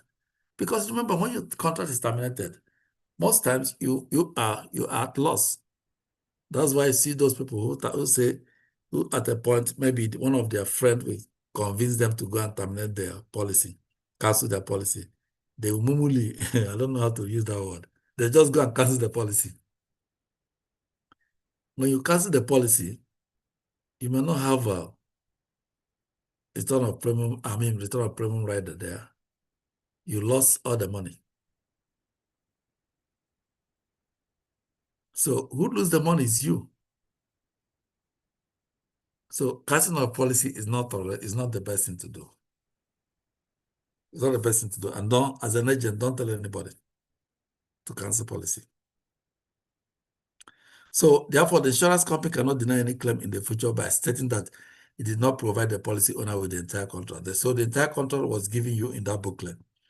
Additionally, the entire contract provision prohibits the insurer, including the agent, from making any changes to the policy, either through policy revision or changes in the company's bylaw after the policy has been issued. Naturally, the policy owner or insured is also prohibited from making any changes to the policy. When do we say the policy is issued? After you have the free look period, the counter offer, you have submitted all the things they told you to submit. The policy is now said to be issued and the contract is now binding. You can no longer make any changes on the contract. So that's why if you stay after 6 months, after 1 month, after 2 months, depending on the free look period, you then come back, say you want to make changes, you want to reduce your policy, you want to increase your policy, they're not going to allow you. Or you want to add this rider or that rider, you now remember that this rider, you want this rider, they're not going to allow you to put it because it means that you're going to start writing an application. Let's assume you want to put a new rider. Remember that new rider will attract new premium. So they're not going to add it to the original premium they have. Instead, you're going to write new application. So that's why when you're writing policy, you have to have a clear eye to get what you want based on your needs. Policy writing is based on your needs. Don't I have a question. Go ahead. So, what if in a situation a young couple who just got married and then they have no kids yet, they took the policy. Now, 2 years down the line, they now have kids. You advise not to cancel a policy. So they have to add those kids now to their policy. How do they go about that? How do they go about doing that? Or if they want to change or add some things, not subtract, but add some stuff, how do they go about that? It do not add anything after the contract is binding. After the free look period, you don't have any right to add anything. However, if let's assume the example you give, those couple, they marry newly and after they have the kids, it's not forced that your kids must be in the policy. But if you decide, you can add them as what? Beneficiary. After the contract is binding, you have the right to add beneficiary or to remove beneficiary. Your kids can be your beneficiary, but however, you are advised not to use minor as a beneficiary. You know the reason why? You cannot use minors to have beneficiary because remember, let's assume anything happened. minors cannot claim a death benefit. So, and since minors cannot claim a death benefit, what do you think you have to that death benefit? It will go to your estate. And when it goes to your estate, what happens? It goes to probate court.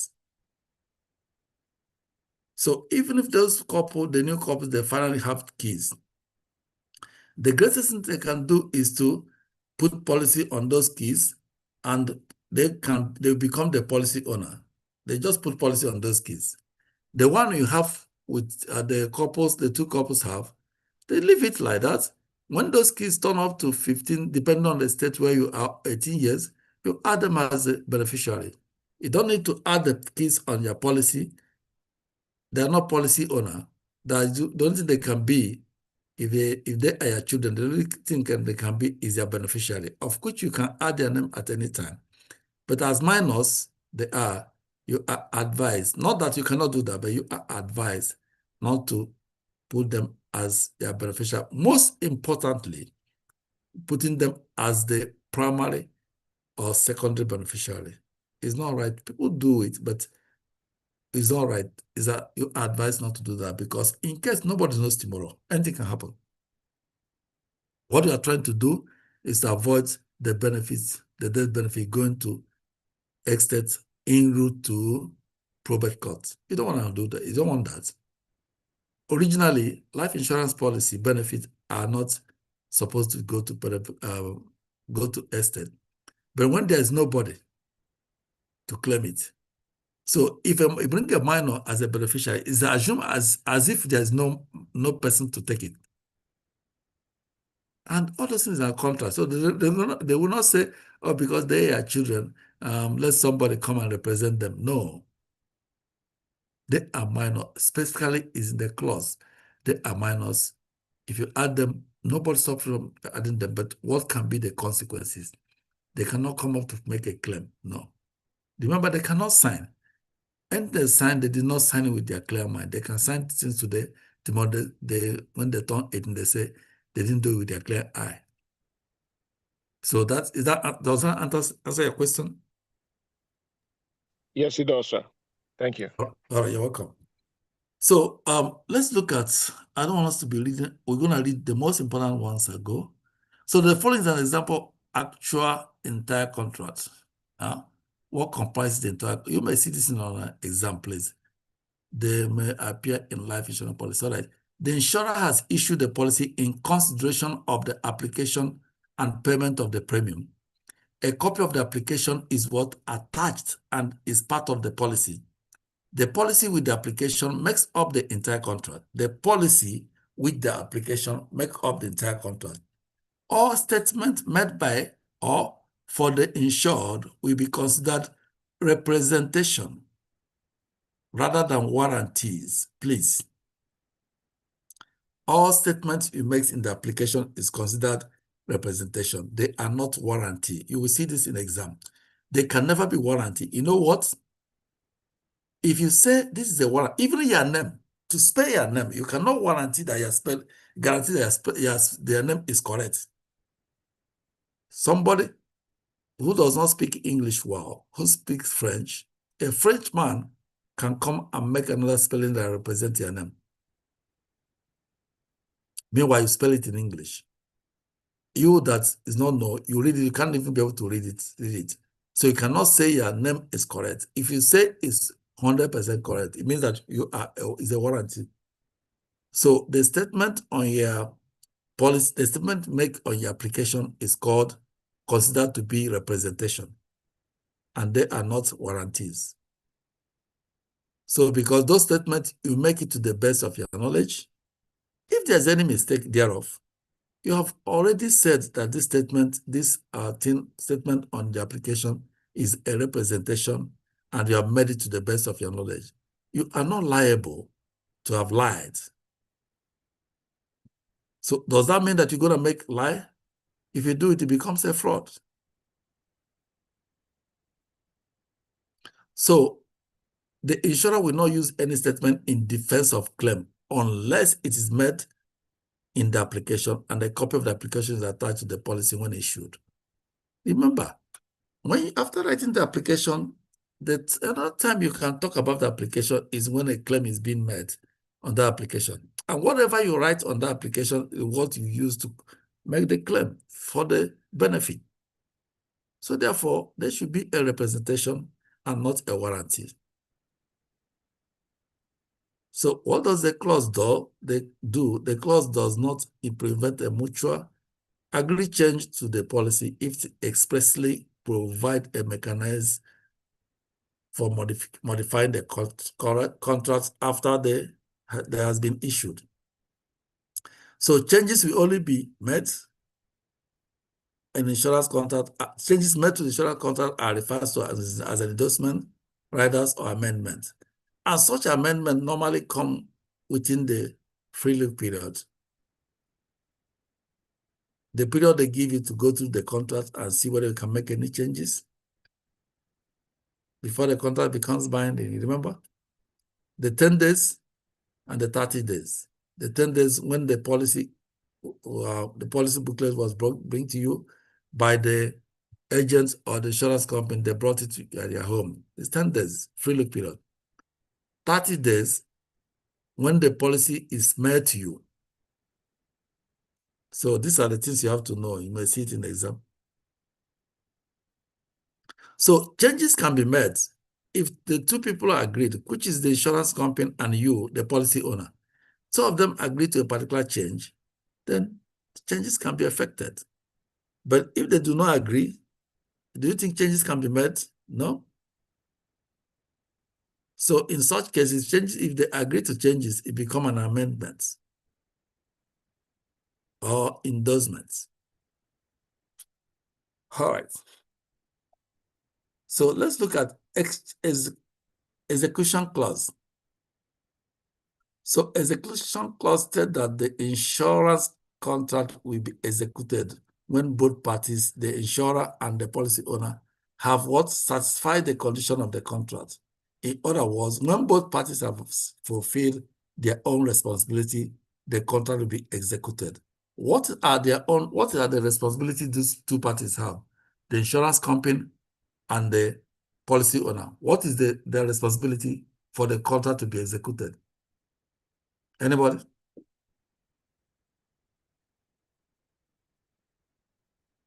Can anybody tell us what are the responsibilities of Yes, let me say something.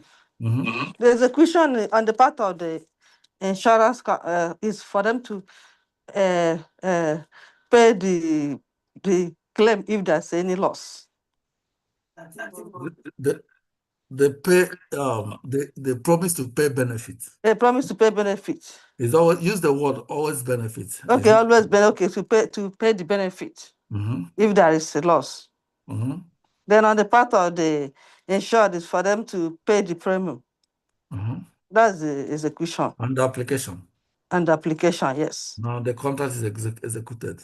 Yeah. So the execution clause states that the insurance contract will be executed when both parties, the insurer and the policy owner, have satisfied the condition of the contract. The condition of the contract is what?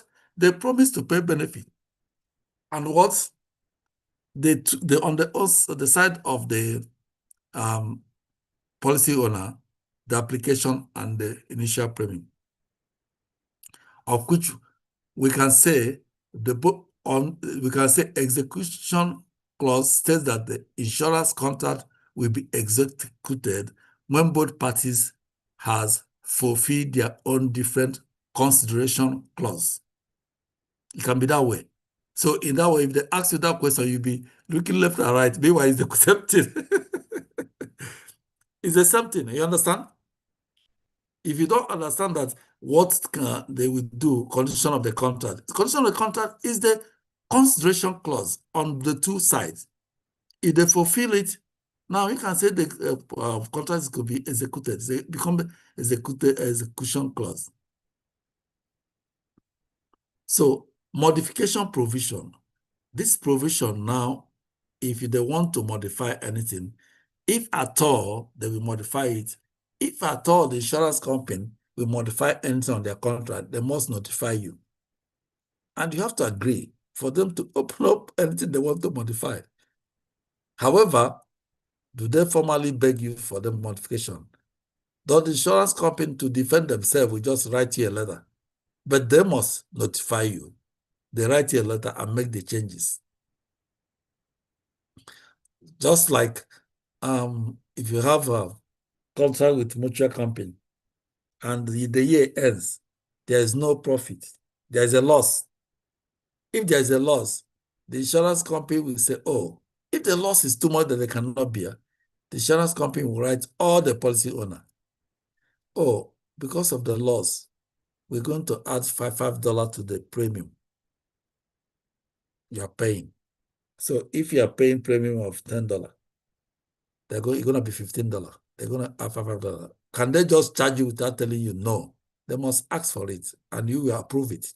Of course, you participate on the game. You must participate on the loss. You follow them to share the game. Now there's a loss. You have to follow them to bear the loss. So that's only happened on the mutual companies. So that modification provision, which may be listed separately from the entire contract provision, state that any changes made to the contract must be in writing and endorsed or attached to the policy. It also states that only an executive officer of the insurer or authorized home office personnel has the authority to make any changes or modification or to have policy provisions. A producer or agent is not required to countersign any such modification. So did you hear what I said? Only body authorized to make any changes, of which a notification of the insurer. I mean, on the insured, the insurers have been notified. The only person that can make changes is the executive officer of the insurer, which is the insurance company, or the authorized home office personnel. Anybody who can make changes must be authorized to make changes in the insurance company. You must be authorized. You cannot just wake up and go and make changes, say you are somebody. No. You must be an executive of the company, officer of the insurance company, or any authorized office home office personnel. That is modification provision. And a producer, the producer, although you're working for the insurance company, you do not have any right to go and you can't countersign the modification. Neither do you have any right to make the changes, no. So privilege of change clause or policy change provision. Do you have privilege of change clause, also known as policy change provision or conversion options? Can you convert your policy from one place to another, from one insurance company to another? Of course, you can do that. From one policy to another, of course, you can do that. In the one we have at work, we call group life insurance. I have mine. The one I have at your workplace is called group life insurance, and it's term insurance. If you leave your job, or if you retire from your job, or if you resign from your job, and you have group insurance in where you're working presently, if you leave, COBRA is an act. We're going to assist you, COBRA. COBRA give you the permission to go and convert your policy from individual policies, from group policy to individual policy. So that's what we call conversion option. So the privilege of change clause, also known as policy change provision or conversion option, outlines the condition under which the company allowed the policy owner to change the policy coverage. If the premium is increasing, but the face value remains the same, the insured will not be required to prove insurability. Did you guys see it? If the premium is increasing, but the face value is the face amount, or the death benefit remain the same. The premium is increasing and the face value remain the same. The insured will not be required to provide evidence of insurability. Of course, why? The insurance company is gaining because the face value is not increasing. If the changes is to increase the premium and the face value is not affected, what happened? There will be no proof of insurability. Remember, we talk about 7 pay in the morning. 7pay, can you add 7pay at the same time? Yes and no. You can decide to put 7pay at the same time. You can decide to put what you have now. Then after some months, you add more money to your policy, which means you are increasing the premium. The face value remains the same. What happened? The insurance company will not ask you to provide evidence of insurability.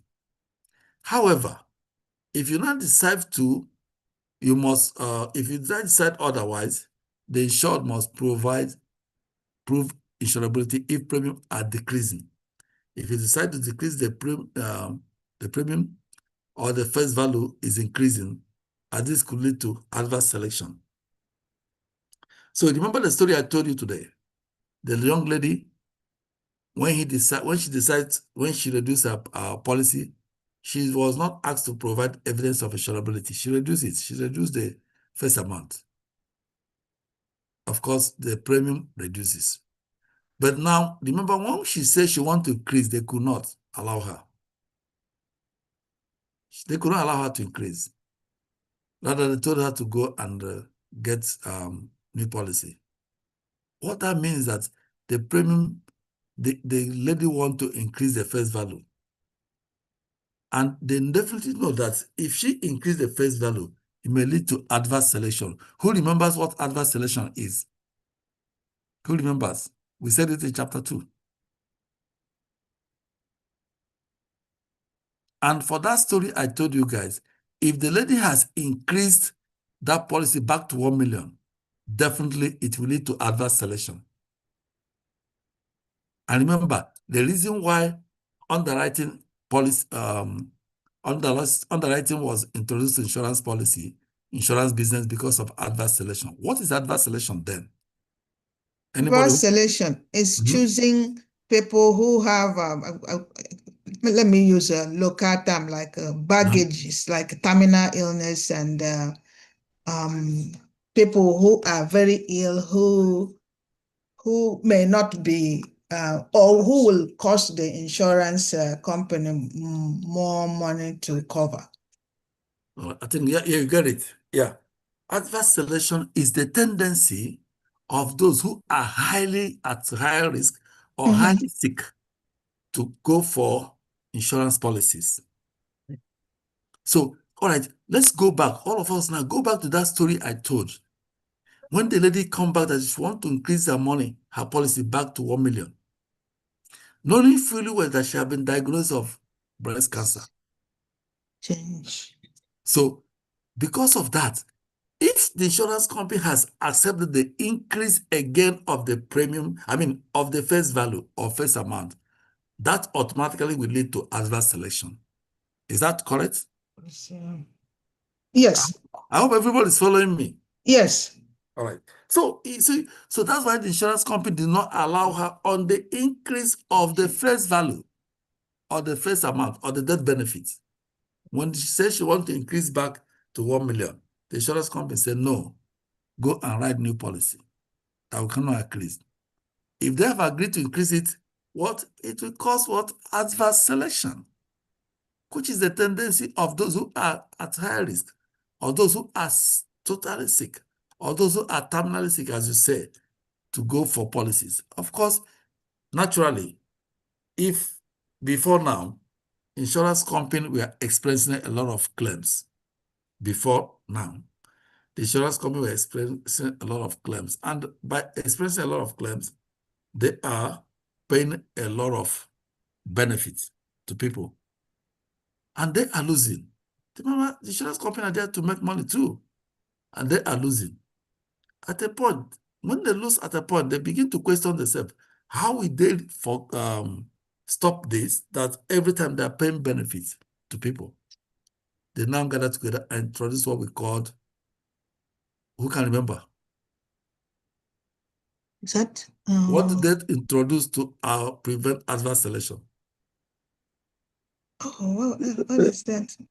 I keep on saying it Risk. always. Is that underwriting? Risk? Underwriting. Underwriting. Okay, that's the underwriting. Is so when they keep on losing, every time they are paying benefits, because those who are sick, are eager to get policy, and then they were approving them. they're getting policy and resulting in paying benefits often and on. They are losing. So they said, no, how can they stop this? How can they stop this adverse selection? They now introduce underwriting business in insurance companies. So the underwriters will now approve or deny your policy. That's why underwriters come in there. It wasn't like this before. So to checkmate adverse selection, the insurance company introduced underwriters. So please know that. So immediately I'll talk of adverse selection. Who prevent adverse selection? Underwriters. The underwriters. Yeah, since the underwriting process came into insurance company, if you put application, if they see that the risk is unbearable, they will deny you. Instead of you, before you put application, you are approved. So insurance company becoming a dumping ground before, but now it's not like that. Insurance company is no longer a dumping ground because of the underwriting process. All right. So the insuring agreement clause provision. The insuring agreement clause provision. What is an insuring clause? Who can remember what is insuring clause? Insuring clause. Insuring clause. What is it? Insuring clause is for the insurance company promise to pay for claims when they insured. Pay the premium. Yeah. No. For them to pay the claim. When death occurs. All right. So what makes a contract is consideration. I said consideration is in two parts. Consideration in part of the insurance company, which is the promise to pay the benefit, also called insuring clause. And consideration in part of the applicant, which is the application and the initial premium. So these are the three things you should know.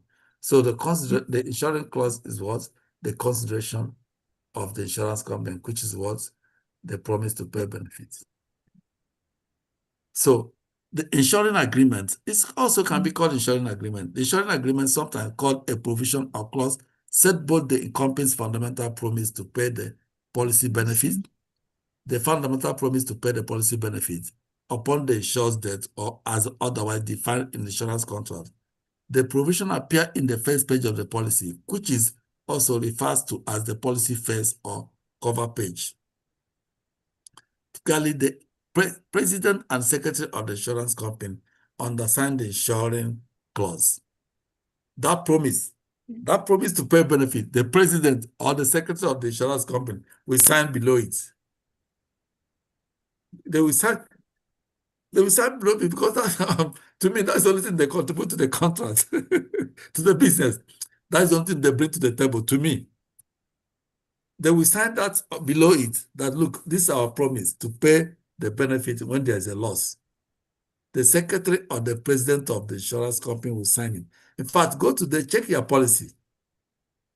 Wherever you see president sign or the secretary of the insurance company sign, check on top of it. Whatever you see there is what they call the insuring clause, which is the promise to pay benefits. They're going to make it as a statement there. So that first page is the insuring clause. Now, one company's insuring clause read. All right, one company's insurance clause read. All right, let's look at what you can see in the insuring clause, the first page. One of the companies, the insurance clause read like this. This agreement has been made between the policy owner, you, and the insurer, which is the company. It provides the coverage limit of 100,000 payable to the primary or other beneficiary in the event of the insured's death. The annual premium is 400 to be paid in the method or mode selected by the policy owner. Further, the company agrees to pay the surrender value to the policy owner if the insured is alive on the maturity date. So this is the insuring clause. This is what the... Sorry, please. Yeah, Choma, sorry, please.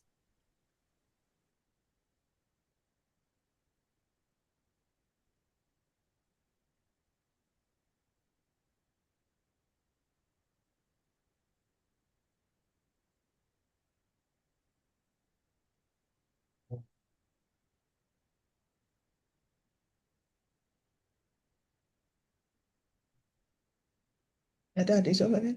Huh? Is Dad there? Dad. He's there. Okay. All right, sorry, please. So the annual premium is 400 to be paid on the method or mode selected by the policy owner, which is you. Further, the company agrees to pay the surrender value to the policy owner if the insured is alive on the maturity date. So this is the part. This one thing. So this is an example of insuring clause, which is that promise to pay the benefit. So in the first page of your contract, in first page of your booklet, you see something like this. And under it, the secretary of the company or somebody, personnel who is assigned to do that will sign below it. Normally, the secretary or the president sign below it. I think normally all I have seen is president. The president will sign below it. So that is the insuring clause. Now, let's look at the consideration clause. In fact, we don't need to go back to this consideration clause. It's exactly what we have said before. There's no other thing added to it. We say it's in two parts. Consideration clause in part of the insurance company and part of the policy owner or the applicant. So the provision, as previously described, there must be an exchange of value between the two parties for the contract to be legally enforceable. Binding. Exchange of value. The consideration is the value given in exchange for a contractual promise. In insurance policy, the consideration clause states that the policy owner's consideration clause consists of completing the application and paying the initial premium. That's exactly what we said. Now, the consideration clause or provision in an insurance policy also specify the amount and frequency of premium payment that the policy owner must make to keep the insurance in force. The material statement of the applicant must be true. Therefore, the policy owner consideration is life insurance contract is the premium paid and their representation regarding health history which appears in the application. Again, the insurance consideration in this life insurance agreement is its promise to pay a legitimate death claim once receive a completed proof of loss. So, will the insurance company pay you a death claim or benefit without a proof of loss? No. So that's why when somebody dies, when somebody who has policy dies, the insurance company wants to get death certificates before they can, and that death certificate must be notarized before they can pay the death benefit. Remember, most times the death benefits are huge money. Yeah. So it's not something that just come, they give you. No. Of course, in the contract, it must have been stated how the death benefit will be received. So it's one of the things that in your contract, how the death benefit will be paid, whether instrumentally or whether in bulk. Lump sum. Lump sum. So they have to, it's already in the contract.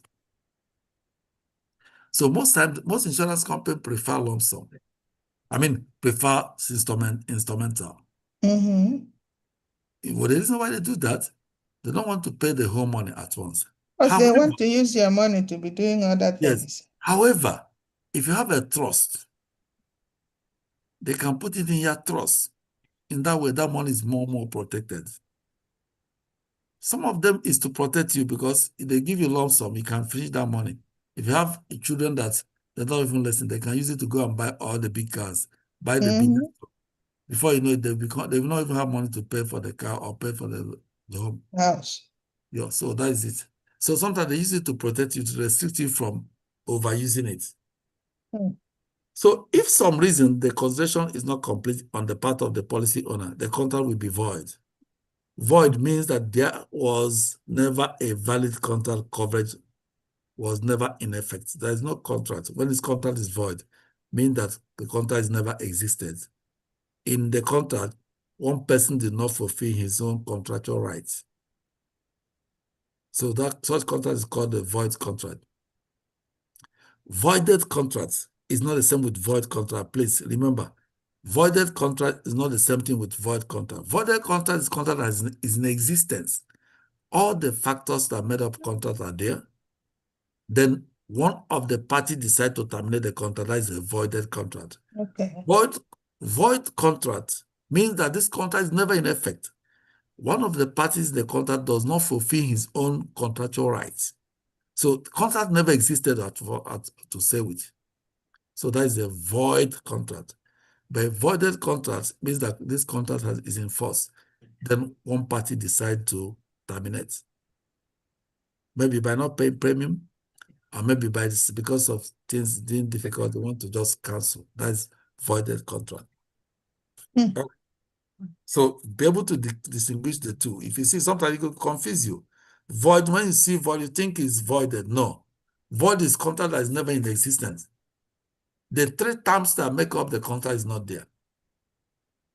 Either the policy owner did not fulfill his rights, which is what the application and the premium. Or the insurance company did not even make the promise to pay the benefit. So there is no contract at all. Total contract has never existed. So that is void contracts. Please do not mix the two together. When you see it in the exam, you might think it's the same. No. Voided. Voided and void. Void, no contract existed at all. Voided, yes, contract has existed and been cancelled or been terminated by one of the party of the contract. So any questions so far? Any question? Understand. All right. Think it's so we are going deep into contracts. Believe it or not, see, this is what we are saying.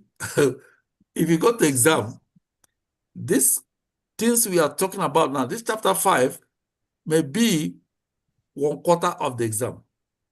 I'm telling you the truth.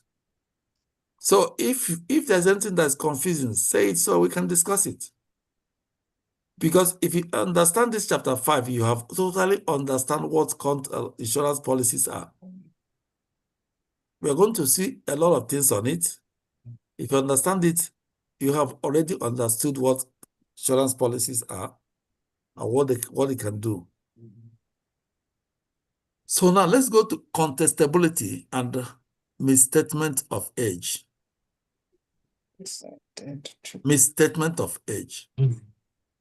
In the concept of contestability limits insurance companies' ability to void policies based on misstatement made by the insured on an application. The statement in question misrepresents the underlying level of risk involved in providing coverage to the insured.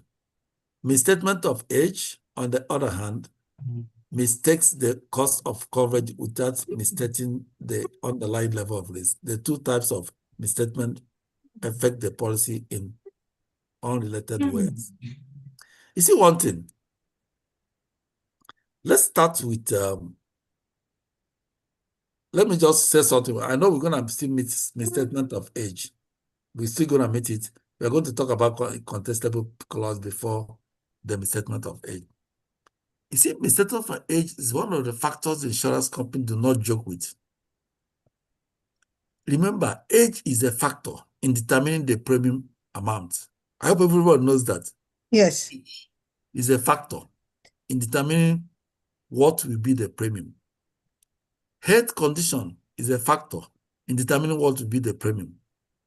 Health condition, of course, is a very serious one too. So you put this in together. What is to give you now is your risk classification. Your risk classification is a final factor that determines what and what will be the final premium of the policy. So you are 50. You tell the agency writing your policy that you are 45. What have you done? You have decreased your age to five years down. And you know what it means? You have lied. It's a fraud. So you cannot knowingly misstate your age. If the insurance company find out, if they are good enough, they do not terminate you, what they will do is to take you back to the when you write the policy, and they bill you. They will calculate the premium that was missed. You pay it up to the point you are, and their new premium will now becomes the new. You will now have a new premium. So you can't avoid it. If you do, there's no way you go scot-free if they find out. Now, during the contestability period is what? The period between the time the policy was issued, 2 years to 2 years. That is the contestable period. The contestable period and the incontestable period. The contestable period is the period from the time the policy was issued to you to when the policy reached 2 years. Then the incontestable period is the period after 2 years.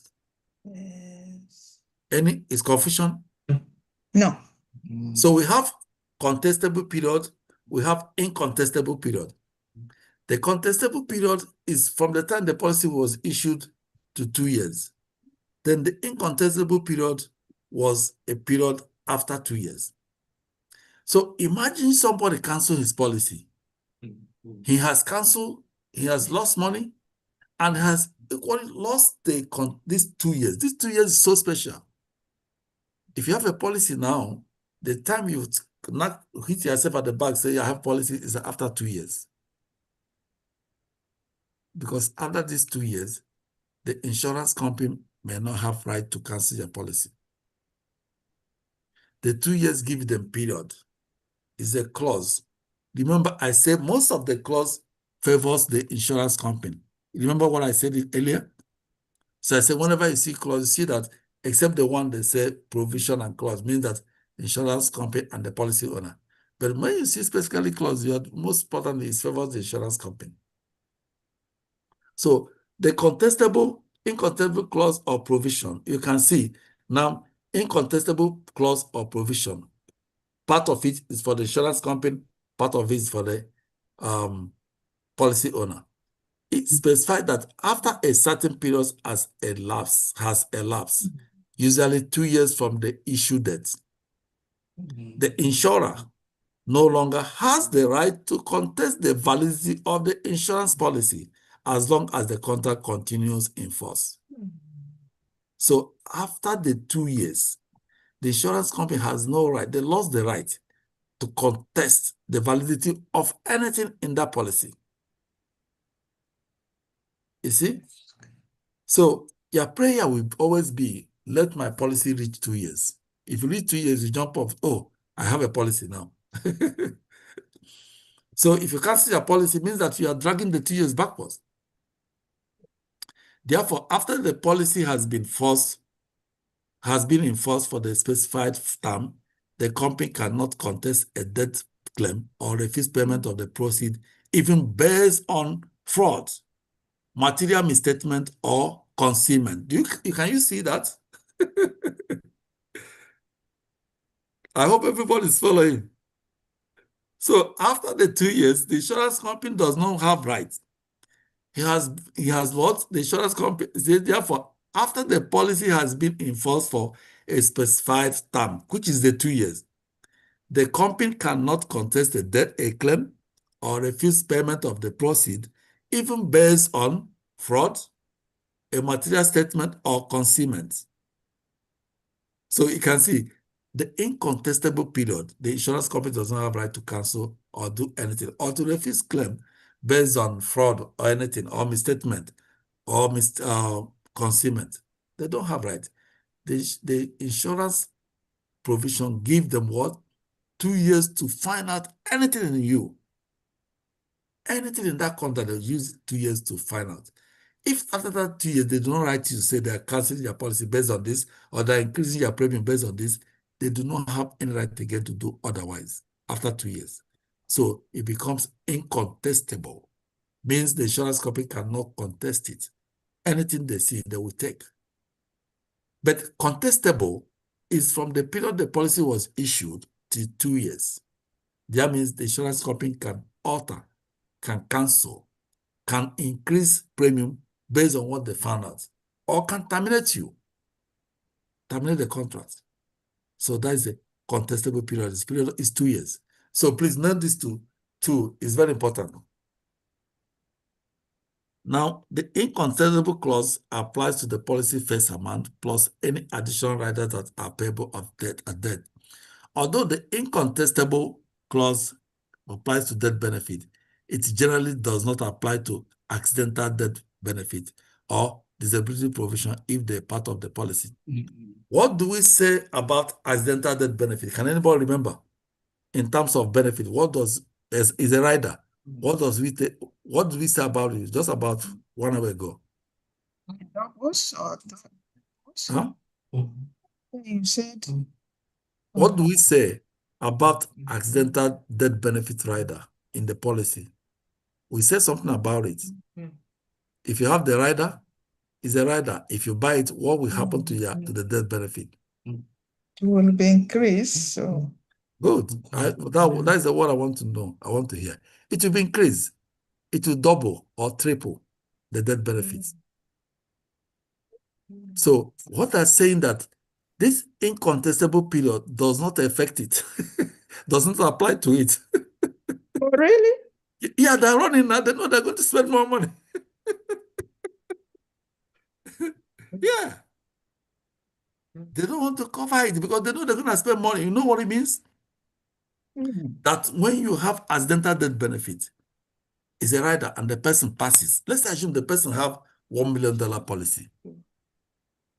The death benefit is going to be either 1.5 million or 2 million. You're gonna double or triple. In fact, 1 million should be what? 2 million. Then if you triple, it's gonna be 3 million. So they said incontestable period does not affect accidental death benefit or disability provision. So please, I want you to write it down. You may see it in exam. So the contestable period we're talking about, after the 2 years they can't do anything. It does not affect when they have accidental death benefit or disability provision rider. So please note it well, yeah. So that's the only thing that's not included. So the insurance company can only contest a claim during the policy contestable period. Claims outside this period are generally incontestable.